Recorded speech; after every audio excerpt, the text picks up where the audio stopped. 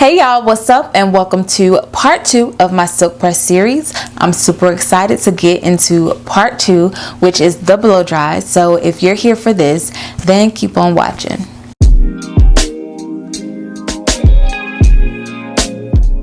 The blow dry. This is super important, as all of the steps are super important, but the blow dry can really make or break you. And the blow dry is where you figure out, did I do wash day right?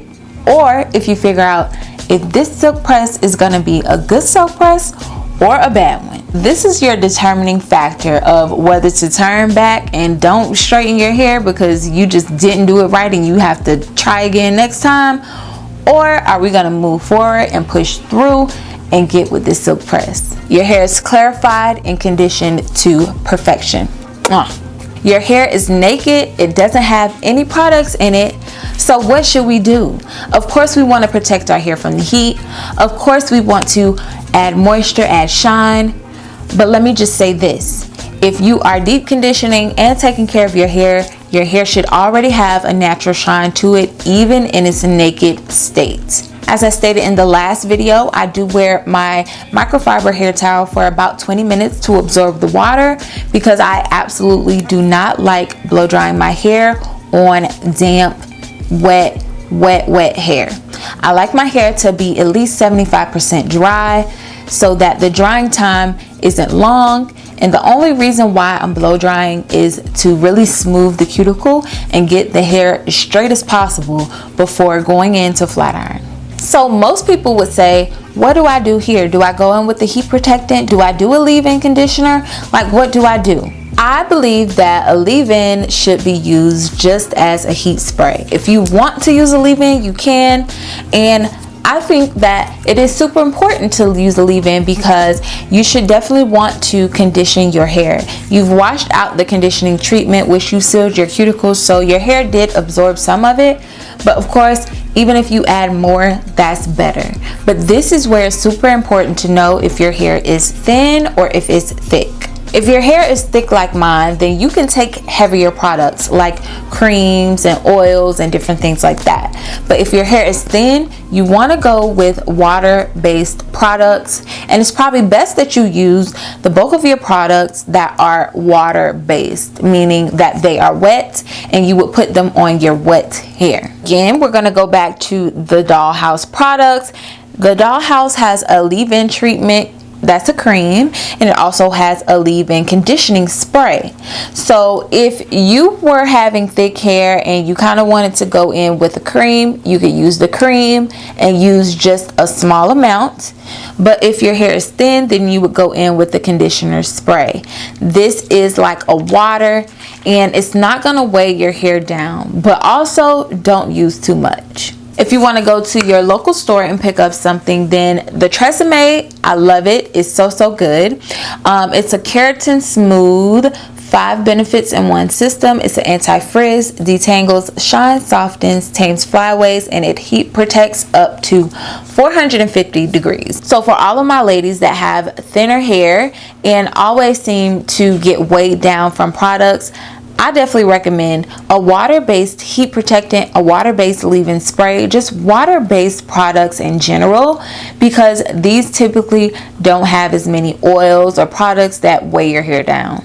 The first ingredient in this product is water. So that tells you that most of the ingredients in here is water, and it's more than likely not going to weigh your hair down. Now, if you have thicker hair and you're able to withstand a little bit more products, you can pick up this ORS heat protectant. I love it. It's a 2-in-1 heat defense shine and mist, and it has grapeseed oil and it protects your hair for up to 450 degrees Fahrenheit. So I have used this, but with this, guys, you want to be careful. I never directly spray this onto my hair. This is super important. I'm going to say it again. I never directly spray this onto my hair. I will spray it onto my hand, rub my hands together, and put it and distribute throughout my hair. Because with this spray, it does not move around and transfer really well. So if I were to spray this on one section of my hair wherever it directly sprays at is going to penetrate that area the most. And when you're doing a silk press, you don't want products penetrating one area more than others. You want to get it evenly distributed. So this product, or really any based oil products, I would never recommend spraying it directly onto your hair. I would typically use this also after the blow dry is finished and it's on dry hair. But you can still use this on wet hair. But like I said, I like it better when the hair is dry and I'm going in to flat iron. Another heat protectant that I've been loving is the number 9 Bomb Protector and Nourishing Hair Serum by Olaplex. This protects your hair up to 450 degrees Fahrenheit. This product is really cool because it's kind of like a gel. The first ingredient in this product is also water. So of course it's great to use on wet hair, and this product can also be used on thin hair. But the amount that you use will differ if you have thinner hair or thicker hair. I love Olaplex because they are so creative with the formulas that they make, and this product, just the way that it feels, the formula of this product is so luxurious and it feels so good. This product just feels like silk. Like when you put it in your hand and you rub it together or rub it in, it just feels silky. It feels really nice, and it doesn't feel like it's gonna weigh your hair. It feels lightweight, and it feels like, okay, I'm gonna add a shine. I'm here to help, but I'm not here to harm. That's what this product is giving. Before going into the blow dry process, you want products that are gonna help you, not hurt you. And by helping you, that's keeping your hair lightweight, but also adding products that are going to add shine, that are going to condition your hair, and just be great for the overall health of your hair and keeping the integrity of the hair while heat styling. That's what's super important here. So of course, you want to get a really nice blow dryer, a blow dryer that works really good and has different settings to where you can kind of adjust to what you need. So this is the blow dryer that I use. I believe I got it from Sally's. This is a Hot Shot Tool blow dryer, and it has 3 settings. It has high, medium, and low, and I really love that. It also goes for the speed and also the temperature. So the temperature can be high, medium, low, and the speed can be high, medium, low. And that's super, super important. I always start off my blow dries on medium. So the temperature is medium and the speed is medium. So if you have any type of texture, shrinkage, if you are natural, you want to keep your hair stretched. So in this instant, your hair should be really detangled really good, regardless of if you're natural, relaxed, or whatever. Your hair should be detangled really nice. So you will hold your hair taut and just kind of put that medium heat on the hair.